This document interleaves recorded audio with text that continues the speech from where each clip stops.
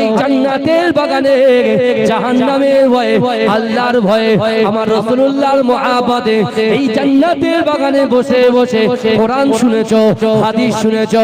এ যুবকেরা, হে নবী পাকের উম্মতিরা, আমাদের এই কর্মক্রিয়াগুলো করাতে, এই কোরআন শোনাতে আমার আল্লাহ পাক আমাদের আমলে পরিণত করে দিয়েছে, এই কাজগুলোকে আমলে পরিণত করে দিয়েছে। এ যুবকেরা, আমার আপনার নবী, দয়ার নবী, সোনার নবী, হায়াতুন নবী, নূর নবী, মুফাখখারে মওজুদা, ইমামুল আম্বিয়া জনাবে মুহাম্মদুর রাসূলুল্লাহ সাল্লাল্লাহু আলাইহি ওয়াসাল্লাম বললেন, হে আমার সাহাবারা, এই আমল আল্লাহ পাক তোমাদের কাজগুলোকে আমলে পরিণত করেছে।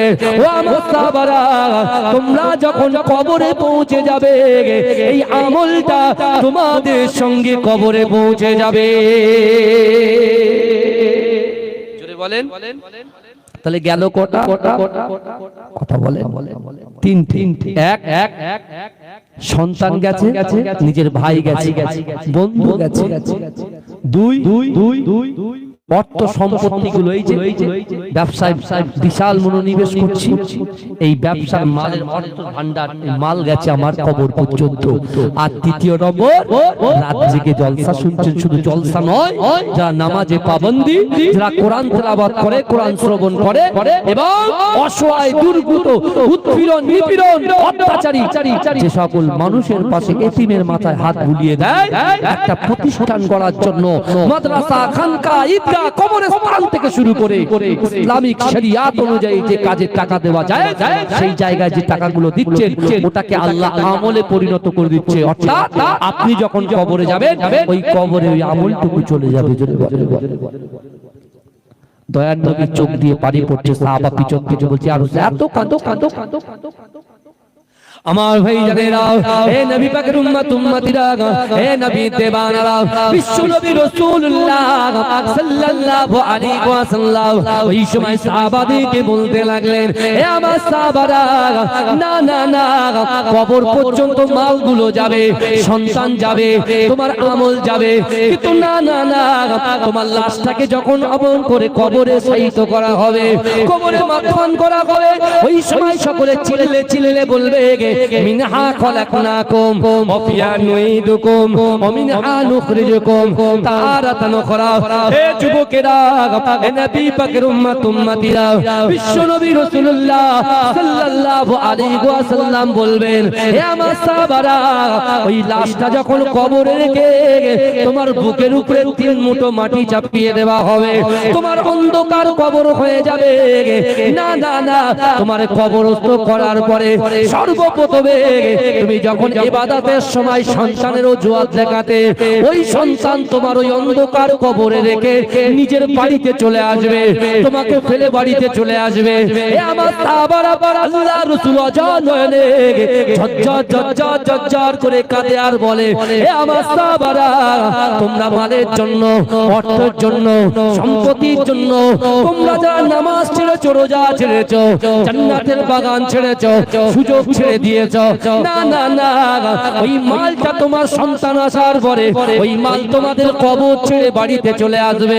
এ যুবকেরা, হে নবী পাকের উম্মতিরা, বাঁচাবে কি জিনিস? আমাদের সন্তান বাঁচাতে পারলো না, ব্যবসা বাঁচাতে পারলো না, সম্পত্তি বাঁচাতে পারলো না, কিন্তু এই যুবকেরা বছরে একটা দিন এই জান্নাতের বাগানের ভিতরে এসে বসে, আপনারা যারা কোরআন শুনছেন, হাদিস শুনছেন, ইসমা কিয়াসের কথা শুনছেন, যারা নামাজ আদায় করে, রোজা করে, যাকাত দেয়, ফিতরা দেয়, দান খায়রাত করে, বড়দেরকে সম্মান করে, না, গীবত গিল্লা থেকে বেঁচে চলে, মানুষের অত্যাচার থেকে দূরে থাকে, এ যুবকেরা ওইগুলোকে আল্লাহ আমলে পরিণত করে দেয়। আর আল্লাহ রাসূল বলে, হে আমার সাহাবারা, মাল চলে আসবে, সন্তান চলে আসবে, তোমার কবর ছেড়ে ওই আমল কোনোদিন আসবে না।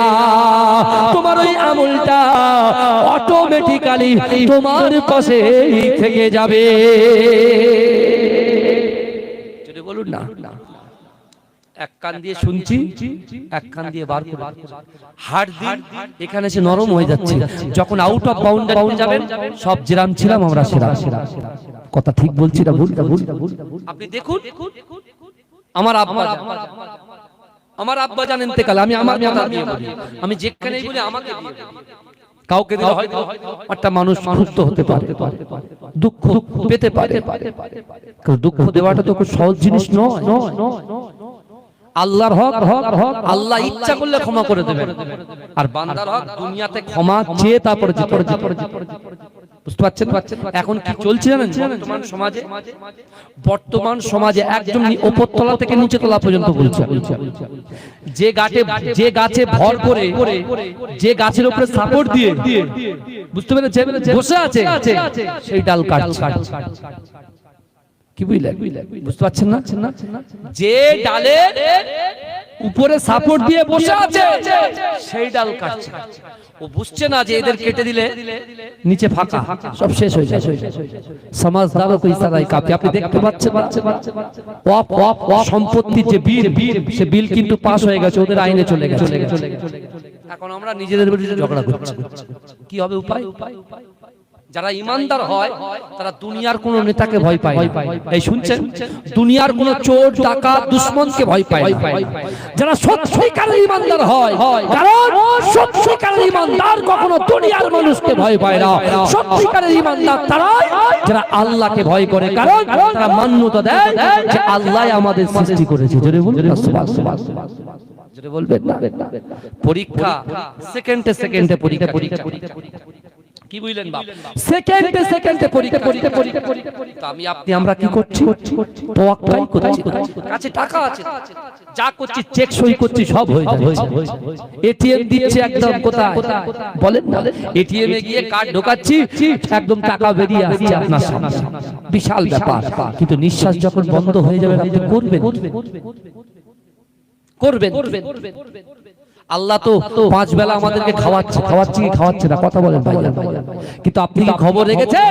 আজ থেকে 1500 বছর আগে মা ফাতেমাতুজ জোহরা, জান্নাতের রানী, নবী নন্দিনী মা ফাতেমাতুজ জোহরা রাদিয়াল্লাহু তাআলা আনহার ঘরে খাবার ছিল। আজকে আমি অন্য ভাইয়ের কথা ভাবি না, আমি আমার কথা ভাবি। ওই ভাই নিজের কথা ভাবে, অন্য ভাইয়ের কথা ভাবে না। ভালো করে শুনুন। ফাতেমাতুজ জোহরা যখন বিবাহ হয়েছিল আলী হুজুরের সঙ্গে, ফাতেমা আল্লাহর কাছে একটা জিনিস চেয়েছিল। কি চেয়েছিল জানেন?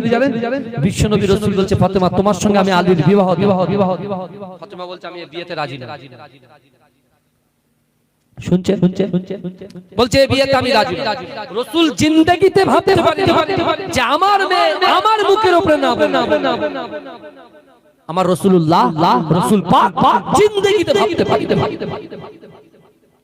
কারণ রাসূলুল্লাহর আদর্শে তার কন্যা আদর্শিত। জোরে বলবেন। রাসূলুল্লাহর আদর্শে তার কন্যা। বাপ যদি নামাজ পড়ে, ছেলে ঠিক নামাজ পড়বে। বুঝতে পারছেন? মা যদি সত্যিকারের পর্দা করে, মায়ের পরের জেনারেশন, মায়ের মেয়ে নিশ্চয়ই পর্দা করবে। কথা ঠিক না ভুল কথা বলেন? আপনি অস্বীকার করতে পারেন? খাওয়াই কে? দুনিয়ার মানুষ খাওয়ায় আমাদের? আল্লাহ। আমার সম্পদ আছে, আমার এতে এই যে সম্পত্তিগুলো আছে, এই যে যা কিছু আছে, সব কার? কথা বলেন আল্লাহ। সব যা কিছু দেখতে পাচ্ছেন সব আমার আল্লাহ। আল্লাহ ইচ্ছা করলে আমাদের কাছ থেকে কেড়ে নিতে পারে। হাত নিয়ামতের জিনিস, চোখ নিয়ামতের জিনিস, জবান নিয়ামতের জিনিস, যৌবন নিয়ামতের জিনিস। যৌবন যদি যুবকদের না থাকে তাদের কোনো দাম নাই। দিনওয়ালার মালিক কে? আল্লাহ। তাহলে আল্লাহর খাচ্ছি, আল্লাহর পড়ছি, আল্লাহ দেওয়া রিজিক ভক্ষণ করছি, আর দুনিয়ার মানুষকে গোলামতি করছি। আল্লাহ কি বলবে? দেখতে পাচ্ছেন না? আল্লাহ সহজে কাউকে ধরে না। ধরলে আমেরিকা বুঝতে পারছে, দাবানলে এক দাবানল দিয়ে সব শেষ করে দিচ্ছে। লস অ্যাঞ্জেলেসে যত বড় বড় হলিউডের সব বিশাল বাড়ি, যেটা শুটিং হতো, নাংটা ডান্স হতো, আল্লাহ সহ্য করতে পারল, আঙুলটাকে পেকিয়ে দিয়ে। এখন ডোনাল্ড ট্রাম্প নিজেই বলছে যে আল্লাহই হচ্ছে সর্বশক্তিমান। নিজেই বলছে। একদিন এমন একটা দিন আসবে, মুসলমান যদি ঠিকঠাক ভাবে নামাজের পার্টি ধরতে পারে, আল্লাহর হক আর বান্দার হক যদি সঠিকভাবে দিতে পারে, বিশ্বাস করেন সেদিন আর বেশি দিন নেই যেমন আমার রাসূলুল্লাহ মক্কা থেকে মদিনায় গিয়ে মক্কা জয় করেছিল, এই পৃথিবীটাকে মুসলমান জয় করে নেবে। জোরে বলুন। আমাদের ভিতরে কাটাকাটি লাগালাগি গিজাগিজি চলছে, কথা ঠিক না? ভালো করে বুঝবে আল্লাহ কোরআনে কি বলতে, কোরআনে আয়াত প্রমাণ দেবে ভাই। আমি আমার নিজের বলছি না, বিশ্বাস করে নিজের বাপ দাদার কথা বলছি না। আমরা যখন কিছু কথা বলি, আল্লাহর ওলিদের কথা বলি, অনেকে বলে বাপ দাদাদের কথা বলে সময় কাটায়। নাউজুবিল্লাহ মিন যালিক। অবশ্যই বাপ দাদাদের কথা বলবো, কারণ তারা করে গেছে অনেক কিছু। এই আমার মুজাদ্দেদ জামান করে যায়নি কিছু, কথা বলেন না? বাংলা জমিনে যখন কারোর মাথায় টুপি ছিল না, দাড়ি ছিল না, মা বাপের মহব্বত কেমন জিনিস, স্ত্রীকে কেমন ভাবে বিবাহ করবে, হালাল করবে জানতো না। শিক্ষা তো মানুষের তখন ছিল না। কারণ আমাদের বাংলা কোন মাদ্রাসায় মুজাদ্দেদ জামান দাদা হুজুর ভিতর চিন্তা করলেন যে না, শিক্ষা হচ্ছে মানব জাতির মেরুদণ্ড। আর কোরআনের প্রথম আয়াত ইকরা বিসমি রাব্বিকাল্লাযী খলাক, পড়ো আপনার প্রভুর নামে। আল্লাহর রাসূলকে আল্লাহ পড়া দিয়ে শুরু করেছেন, এডুকেশন, শিক্ষা। ভালো করে বোঝে ওই শিক্ষায় মুজাদ্দেদ জামান দাদা হুজুর পীর কিবলা বাংলার মানুষকে, বাচ্চা যুবকদেরকে, মধ্যবিত্ত যুবকদেরকে কি করেছেন? শিক্ষা দেওয়ার জন্য নিজের বাসভবনে মাদ্রাসা প্রতিষ্ঠিত করলেন। সেই মাদ্রাসার নাম হয়ে গেল এখন সব থেকে ফেমাস আমাদের পশ্চিম বাংলার সবচাইতে বড় মাদ্রাসা ফুরফুরা ফাতিয়া টাইটেল মাদ্রাসা। জোরে বলুন না সুবহানাল্লাহ। হাজার হাজার ছেলে পাগড়ি দিয়ে দ্বীনের খেদমত করছে, কত সহজ। সেই মাদ্রাসার প্রথম সুপারিনটেনডেন্ট কে ছিলেন? মাজরাটি পীর সাহেব হুজুরের আব্বা জান আহমদ আলী হামিদ শাহ জালালী রাহমাতুল্লাহ আলাইহি ছিলেন। জোরে বলুন। মুজাদ্দেদ জামান নিজে দায়িত্ব দিয়েছিলেন, 18 বছর তিনি খেদমত করেছেন। তাহলে এই কথাটা কি বলা পাপ? কথা বলে, হ্যাঁ? অনেকে বলছে আমরা বলবো না, কারা বুঝতে পারছে না। কিন্তু ভাইজান একটু সাবধানতার সাথে জীবন যাপন করতে হবে। সাইনবোর্ড যা দেখতে পাচ্ছেন সব মুজাদ্দেদ জামানের সাইনবোর্ড, এখানে একটা অন্য সাইনবোর্ড না, সব মুজাদ্দেদ জামানের সাইনবোর্ড। কিন্তু এখন কি করছে? সাইনবোর্ডটাকে সব চেঞ্জ করে, কি বুঝলে? চেঞ্জ